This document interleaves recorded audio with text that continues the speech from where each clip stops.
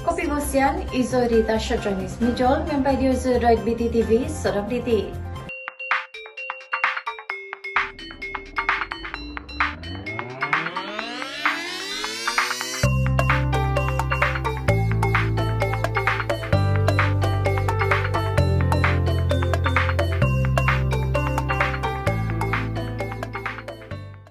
Kita ke laporan mesyuarat kedua, penggal pertama sidang Dewan Undangan Negeri Sabah ke-16. Dewan Undangan Negeri DUN Sabah hari ini meluluskan rang undang-undang RUU langkah-langkah sementara bagi mengurangkan kesan penyakit coronavirus 2019 COVID-19 2020. Speaker Datuk Kazim M. Yahya mengisytiharkan kelulusan RUU itu selepas bacaan kali ketiga yang dibentangkan oleh Menteri Kerajaan Tempatan dan Perumahan Datuk Seri Masidi Manyun. RUU tersebut turut meliputi pengubahsuaian peruntukan berkaitan Ordinan Tanah 1930 Bab 68, Enakmen Pemajuan Perumahan, Kawalan dan Pelesenan 1978, Enakmen Undang-Undang Keluarga Islam 2004, Enakmen Tata Cara Mal Mahkamah Syariah 2004 dan Enakmen Mahkamah Anak Negeri 1992. Masidi berkata, RUU tersebut digubal sebagai komitmen kerajaan negeri untuk meminimumkan impak penularan wabak COVID-19 yang memberi kesan langsung kepada ekonomi, sosial dan industri di negeri ini. Melalui RUU ini, kerajaan negeri yakin kesan pasca COVID-19 kepada rakyat Sabah dalam pelbagai aspek kehidupan dapat ditangani dengan berkesan dan efisien. Kalaulah di antara 18 Mac itu hingga akhir tahun ini, kita ada duty, kita ada kewajipan untuk membuat sesuatu. Tapi kita tidak dapat buat kerana kita ada halangan tertentu, kerana kita berdalam masa PKP, PKPB dan sebagainya. Itu tujuan undang-undangnya ialah mengecualikan kita daripada sebarang liability. Sebagai misalnya, kita tidak boleh bayar cukai atau ada dalam mengatakan kita mesti bayar cukai tanah di antara sepanjang tahun lepas lah misalnya tahun ini daripada 18 Mac hingga 31. Itu kita tidak dikenakan penalti. Jadi apa yang dinyatakan oleh Nekman ini, kita boleh bayar penalti sehingga tahun hadapan, itu sehingga 18 Mac 2021. Jadi kalau saya boleh simpulkan, basically dia ini bukan sesuatu, dia memudahkan mereka yang terkesan dengan pandemik COVID-19 supaya kehidupan biasa, tanggungjawab biasa, pemaju perumahan sebagai misalan atau yang merayu pembeli, dia masih dapat merayu ataupun melaksanakan tanggungjawabnya selepas akhir tahun ini sehingga 18 Mac 2021. Sekian. Masidi berkata, RUU itu tidak mempunyai peruntukan berkaitan hukuman atau penalti sekiranya terdapat ketidakpatuhan. Ia selaras dengan hasrat kerajaan negeri supaya RUU ini tidak bersifat menghukum dan membebankan mana-mana pihak. Secara umumnya, isi kandungan cadangan rang undang-undang ini mempunyai 7 bahagian dan 25 seksyen. Tempoh kuatkuasa cadangan RUU adalah selama 2 tahun dari tarikh ia disiarkan melalui warta. Setelah 8 bulan cukai jualan negeri ke atas produk petroleum dikuatkuasakan, akhirnya Petronas berdaftar dan dilesenkan di bawah cukai itu pada 15 Disember lalu. Ketua Menteri Datuk Seri Panglima Haji Jinor berkata, Petronas hanya berdaftar setelah kerajaan negeri dipimpin oleh Gabungan Rakyat Sabah, GRS dan Kerajaan Persekutuan di bawah Perikatan Nasional. Beliau berkata cukai jualan ke atas produk petroleum telah diwartakan pada 2018 dan berkuat kuasa pada 1 April tahun ini dan berupaya menjana hasil untuk negeri. Cukai jualan negeri produk petroleum ini tidak bermula dan tidak berakhir setakat tarikh dan tempoh pewartaan tersebut semata-mata. Namun, usaha ini telah dimulakan dan dilengkapkan oleh usaha dan proses awal sebelum pewartaan serta usaha dan proses selanjutnya selepas pewartaan. Ketiga, menjadi keperluan untuk kita mengetahui apakah usaha-usaha dan proses-proses yang terlibat. Untuk makluman, sejak tahun 2014, satu kajian yaitu Study on the State Sales Tax, Current Administration and Future Prospects telah dilaksanakan oleh Kementerian Keuangan Negeri dengan melantik Ernst & Young sebagai konsultan. Kajian ini telah dibentangkan dalam mesyuarat Jamaah Menteri pada tahun yang sama dan telah dipersetujui secara prinsip untuk dimulakan rundingan bagi pelaksanaan cukai jualan negeri bagi produk petroleum. Ketua Menteri berkata demikian dalam ucapan penggulungan Kementerian Kewangan untuk Belanjawan Negeri 2021 di DUN Sabah siang tadi. Mengenai inisiatif kerajaan negeri untuk pertukaran royalti petroleum 20% kepada pemilikan saham dalam Petronas, perkara ini akan dipertimbangkan.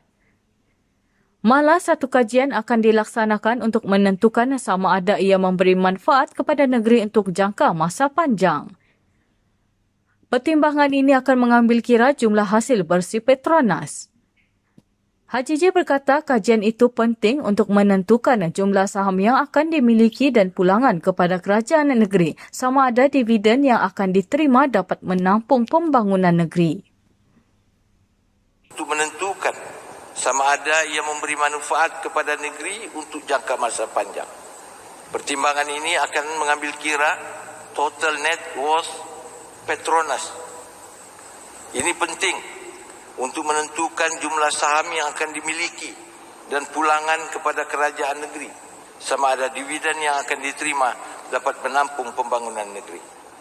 Kedudukan keuangan Petronas juga perlu diambil kira, kerana pemberian dividen adalah tertaluk kepada kemampuan keuangan Petronas. Ini adalah antara risiko yang akan dihadapi oleh kerajaan negeri. Oleh itu, adalah perlu untuk kerajaan membuat kajian menyeluruh ke atas perkara ini sebelum mengambil keputusan. Kerajaan Sabah akan membina lebih banyak rumah mampu milik Sabah. Kerajaan Sabah akan membina lebih banyak rumah kos rendah mampu milik, selamat dan kondusif untuk golongan B40 dan berpendapatan rendah. Menteri Kerajaan Tempatan dan Perumahan Datuk Seri Masidi Manjun berkata, projek-projek pembinaan rumah kos rendah itu akan dilaksanakan Lembaga Pembangunan Perumahan dan Bandar LPPB. Beliau berkata, di bawah rancangan Malaysia ke-11, sebanyak 175 unit rumah kos rendah sedang dibina dengan kos keseluruhan RM26.42 juta. Di bawah rancangan Malaysia ke-12, sebanyak 175 unit lagi rumah mampu milik akan dibina melibatkan kos RM26.42 juta. Katanya, rumah-rumah ini akan dijual dengan harga RM42,000 hingga RM47,000 seunit kepada golongan berpendapatan rendah B40 dan setinggan. Kementerian itu akan mendapatkan peruntukan daripada Kerajaan Persekutuan bagi melaksanakan lebih banyak rumah kos rendah di negeri ini pada masa hadapan. Di samping itu, kementerian juga menggalakkan penyertaan sektor swasta menerusi konsep menang-menang atau win-win situation. Sebanyak 5,157 unit rumah mampu milik di beberapa lokasi di negeri Sabah. Sebanyak 1,640 unit rumah lagi sedang dalam pembinaan di Papar, Tuaran dan Kota Kinabalu. Pihak LPPB akan melaksanakan sebanyak 2,085 unit rumah mampu milik bermula pada tahun 2021. Program ini akan dilaksanakan oleh LPPB secara usaha-sama dengan pemaju swasta melalui konsep menang-menang, di mana pemaju swasta akan membiayai sepenuhnya kos pembangunan projek tanpa melibatkan kewangan kerajaan maupun LPPB. Sejak 2019 hingga November, sebanyak 2,311 rumah mampu milik dengan harga jualan di bawah RM250,000 telah dibina oleh sektor swasta di Sabah. Masidi berkata, kerajaan juga akan mempertingkatkan pembangunan rumah mampu milik bagi golongan M40 untuk memiliki rumah sendiri berharga RM250,000 ke bawah. Sektor swasta memainkan peranan dan menggalas tanggungjawab dalam merealisasikan hasrat untuk menyediakan rumah mampu milik yang mencukupi dan berkualiti untuk rakyat. Untuk makluman Dewan Yang Mulia ini, dari tahun 2019 hingga November 2020, sebanyak 2,311 rumah mampu milik dan harga jualan di bawah RM250,000 telah dibina oleh sektor swasta di negeri ini. Kementerian saya akan memperkukuhkan usaha untuk memudah cara pelaksanaan lebih banyak rumah mampu milik oleh sektor swasta, dan pada masa yang sama akan melaksanakan inisiatif-inisiatif untuk membolehkan rakyat memiliki kediaman sendiri seperti berikut. 1. Menggalakkan pemaju perumahan swasta mengikuti program-program dan skim-skim perumahan yang ditawarkan oleh kerajaan pusat agar pemilik rumah bagi golongan B40 dan M40 khususnya di Sabah akan tercapai. Skim-skim seperti My Home, My Deposit, Fund My Home dan Home Ownership Campaign HOC dapat meringankan beban pembeli rumah, terutama bagi pembeli rumah pertama. Dan kedua, mengkaji pelaksanaan skim Rent to Own, iaitu program sewa milik kediaman di mana pemaju akan menawarkan kepada pembeli Masidi berkata demikian dalam ucapan penggulungan Belanjawan Negeri 2021 di Dun Sabah semalam. Dalam pada itu, kerajaan turut menyediakan skim pinjaman perumahan untuk golongan berpendapatan rendah dan skim pinjaman rumah panjang, iaitu skim pinjaman tanpa faedah. Dalam pada itu, kementerian juga akan mengkaji keperluan untuk menetapkan saiz minima untuk setiap perumahan baru. Ini bagi memastikan rakyat yang membeli rumah akan mendapat rumah yang selesa, termasuk syarat dan keperluan menurut kawasan, jenis dan lokasi. Kerajaan negeri kerugian hampir RM700 juta setiap tahun akibat kecurian bekalan elektrik dan air. Timbalan Ketua Menteri merangkap Menteri Kejaraya Datuk Seri Bong Mukhtaradin berkata kecurian ini berpunca daripada penyambungan haram dan pengusikan meter. Kerugian yang disebabkan oleh penyambungan haram daripada 2010 hingga kini 342 juta. Manakala bagi air, tindakan-tindakan yang kita lakukan melalui enactment 2003, iaitu pertama menjalankan tindakan pemotongan, kedua mengenakan tindakan kompaun dan meningkatkan program kesedaran di kalangan rakyat dan pengguna. Kecurian elektrik dan air ini ada dua perkara, yaitu pertama penyambungan haram, kedua pengusikan meter. Daripada penyambungan haram 90 juta kerugian, daripada mengusik meter 24,7 juta. Manakala langkah-langkah yang kita ambil melakukan operasi pemotongan sambungan haram, war of attrition, illegal connection, kempen kesedaran dan pembekalan elektrik melalui kaedah bulk supply kepada kampung-kampung setinggan. Bung menjawab pertanyaan Ali Akbar Gulasan Adun dilantik mengenai usaha kementerian mengatasi masalah kecurian bekalan elektrik dan air di Sabah. Katanya dari 2010 hingga kini kerugian akibat kecurian bekalan elektrik adalah RM342 juta. Ia melibatkan penyambungan haram sebanyak RM90 juta dan pengusikan meter sebanyak RM24.7 juta. Bagi mengatasi masalah ini, operasi pemotongan bekalan akibat penyambungan haram dilaksanakan. Selain itu, kempen kesedaran awam dan menyalurkan bekalan melalui bulk supply kepada kampung setinggan turut dilakukan. Bung berkata kementeriannya juga akan membentangkan hala tuju bekalan air dan elektrik kepada Kabinet Negeri dalam masa terdekat bagi menyelesaikan isu berkaitan kedua-dua kemudahan asas ini. Timbalan Ketua Menteri merangkap Menteri Pertanian dan Industri Makanan Datuk Si Panglima Dr. Jeffrey Kitingan berkata, beliau akan memastikan usaha yang dilakukan kerajaan terdahulu untuk menuntut hak Sabah dalam pemberian lesen laut dalam diteruskan. Walaupun dari segi prinsipnya perkara ini telah dipersetujui, namun tuntutan akan diteruskan demi manfaat negeri Sabah. Saya ambil maklum bahawa perkara ini telah dibincangkan walaupun belum selesai, tetapi telah dibincangkan. Mungkin dari segi konseptual telah dipersetujui. Walau bagaimanapun, saya sebagai menteri yang bertanggungjawab, juga sebagai pengurusi jawatan kuasa Heads Kabinet MA 63, baru saja dilantik. Terima kasih yang berhormat.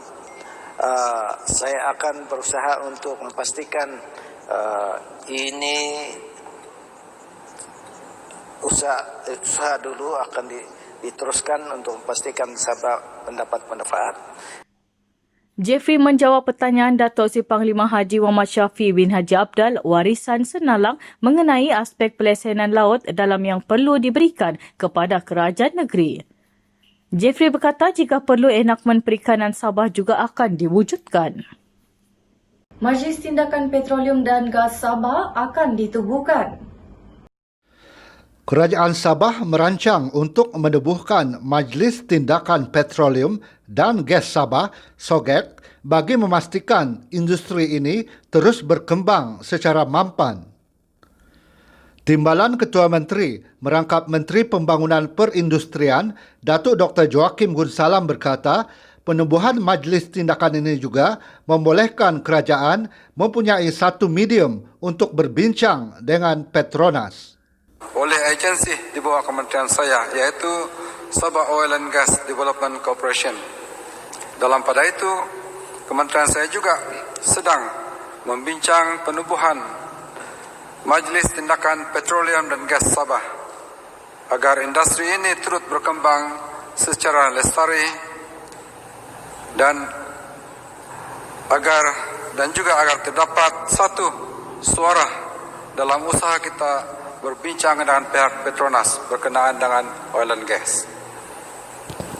Tumpuan yang diberikan kepada Beliau berkata, kerajaan juga sedang berusaha menarik peluang pelaburan bagi pembinaan kilang liquefied natural gas LNG untuk memartabatkan industri minyak dan gas serta mewujudkan lebih banyak peluang pekerjaan kepada anak tempatan. Peluang pelaburan ini sedang giat dipromosikan oleh Sabah Oil and Gas Development Corporation. Mengenai pembangunan industri hiliran kayu kayan, kementeriannya sedang menyedia hala tuju industri kayu kayan selaras dengan hasil kajian Sabah Forest and Timber Industry Master Plan yang sedang disiapkan.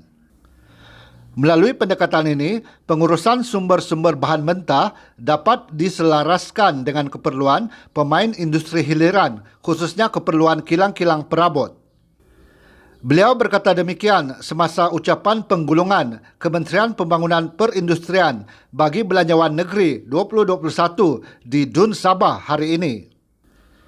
Bagi mempertingkatkan pertumbuhan perusahaan kecil dan sederhana PKS, Kementerian juga telah melancarkan platform e-dagang yang dikenali sebagai GoBiz untuk memasarkan produk IKS Sabah secara online.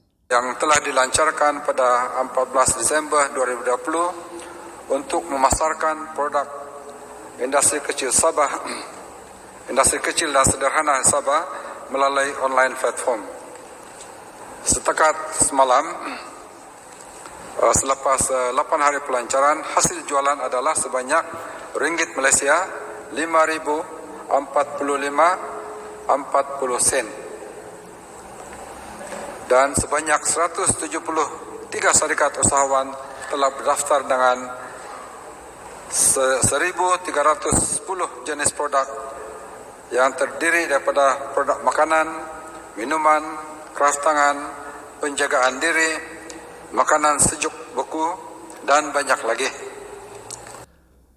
Dalam pada itu, Dr. Joakim berkata kementerian juga merancang untuk menubuhkan Majlis Keusahawanan di peringkat negeri. Majlis ini akan berperanan untuk menilai dan memantau keberhasilan dan impak serta mencadangkan pelan tindakan dan penambahbaikan dasar keusahawanan. Skytrain dirancang untuk dibina bagi menambah baik sistem pengangkutan awam di pusat Bandaraya Kota Kinabalu. Timbalan Ketua Menteri Datuk Seri Bongbok Taradin berkata Skytrain itu akan dibina dari lapangan terbang antarabangsa Kota Kinabalu sehingga ke Wan Borneo Hypermall sebagai langkah mengatasi masalah kesesakan jalan raya di pusat bandaraya ini. Bung berkata beliau akan memastikan projek ini berjalan lancar dan dapat direalisasikan dalam tempoh 5 tahun. Katanya berkemungkinan Skytrain ini dapat dibina sehingga ke Putatan bagi memastikan tiada kenderaan masuk sehingga ke pusat bandaraya. Beliau berkata demikian dalam ucapan penggulungan Kementerian Kerja Raya mengenai Belanjawan Negeri 2021 di Dun Sabah hari ini. Saya mempunyai satu perancangan yang baik dan berhormat. Kita akan membuat satu projek baru, iaitu Skytrain. Daripada lapangan terbang sampai ke Wan Borneo. Kita akan pastikan projek ini berjalan dengan lancar dan ini akan memastikan bahawa penduduk dalam bandar tidak lagi bersesak-sesak, dan selepas itu kalau boleh kita akan rancang. Mungkin Skytrain ini akan sampai ke Putatan, dan sampai ke Putatan mungkin boleh dibuatlah car park yang tinggi, yang luas. Jadi transport daripada Beaufort, daripada Sipitang dan sebagainya tidak lagi ke Kota Kinabalu melalui Skytrain saja. Dan projek ini insya-Allah akan kita realisasikan dalam 5 tahun ini. Kita ke perkembangan situasi semasa COVID-19 di Sabah hari ini. Kes positif baru COVID-19 di Sabah menurun dengan 189 kes dilaporkan hari ini berbanding 252 kes semalam, menjadikan jumlah kumulatif kini 35,166 kes. Satu kes kematian dilaporkan di Sabah hari ini, menjadikan jumlah kumulatif kematian kini 253 kes. Kes kematian itu dilaporkan di Hospital Queen Elizabeth, Kota Kinabalu. Pesakit, seorang lelaki berusia 49 tahun. Menteri Kerajaan Tempatan dan Perumahan, Datuk Seri Masidi Manjun berkata, satu kluster baru dilaporkan di Sabah hari ini, iaitu kluster Sagat Tengah di Tenem yang berpunca dari Majlis Keramaian. Kluster itu mencatatkan 16 kes positif setakat ini. Daerah Kudat bertukar dari zon merah ke zon jingga, manakala daerah Tenem bertukar dari zon kuning ke zon jingga. 286 pesakit di Sabah telah sembuh hari ini, manakala 1,679 pesakit sedang menjalani rawatan. Setakat ini, 302,883 bakul makanan telah diagihkan. Kita akhiri berita BTTV malam ini dengan perutusan Hari Krismas dan Tahun Baru dari Ketua Menteri Sabah. Datuk Seri Panglima Haji Jinor meminta rakyat Malaysia di Sabah untuk terus bersatu dan kekal teguh bersama dalam memerangi COVID-19 di negeri ini. Ketua Menteri berkata, semua pihak perlu bersatu memerangi penularan COVID-19 dengan menjaga diri, keluarga, masyarakat dan mematuhi sepenuhnya semua langkah keselamatan serta prosedur operasi standard SOP yang ditetapkan. Dalam perutusan Christmas dan Tahun Baru 2021, Ketua Menteri berkata perbezaan yang ada perlu diketepikan dan bangkit daripada politik sempit serta bersatu dalam usaha meningkatkan ekonomi serta membangunkan semula beberapa sektor yang kritikal akibat penularan pandemik COVID-19. Haji Ji turut merakamkan terima kasih kepada rakyat kerana memberi kepercayaan kepada Kerajaan Gabungan Rakyat Sabah GRS dengan mandat untuk memimpin dan membangunkan negeri ini. Katanya, gabungan yang kuat ini komited untuk membawa lebih banyak pembangunan dan peluang ekonomi kepada rakyat. Mengenai perayaan Christmas yang diraikan ketika pandemik COVID-19 ini, beliau berkata rakyat Malaysia dari pelbagai agama telah meraikan perayaan mereka dengan meriah ketika penularan pandemik ini. Beliau percaya masyarakat Kristian di Sabah juga akan meraikan sambutan Christmas dengan semangat yang sama. Haji G juga meminta rakyat untuk merenung sejenak persamaan yang selama ini telah menyatukan, kekal fokus membina semangat harmoni dan persepahaman antara kaum serta agama di Sabah tanpa mengira perbezaan kepercayaan dan latar belakang. Katanya, marilah kita terus mengekalkan rasa hormat, kestabilan dan harmoni yang dibina oleh nenek moyang kita dan seterusnya untuk generasi akan datang. Inilah laluan ke arah perpaduan dalam kepelbagaian yang kita jalani selama ini. Ketika musim perayaan ini, beliau juga meminta agar rakyat sentiasa mengingati petugas barisan hadapan yang berani berjuang memerangi pandemik COVID-19. Ini termasuk anggota keselamatan yang berjaga siang dan malam untuk memastikan keselamatan rakyat serta negara ini. Kita sentiasa mendoakan mereka dan ahli keluarganya. Dalam masa sama, Christmas adalah masa untuk bergembira, berkat, memberi dan saling memaafkan serta mengeratkan hubungan kekeluargaan dan masyarakat. Janganlah kita melupakan mereka yang kurang bernasib baik dan yang memerlukan bantuan daripada kita. Ketua Menteri berkata, dalam masa seminggu lagi, tahun baru akan bermula. Dan walaupun 2020 adalah tahun sukar susulan pandemik itu, tetapi tahun baru 2021 perlu dilihat dengan penuh harapan dan keberanian. Ketua Wadan Misomo Tokovago.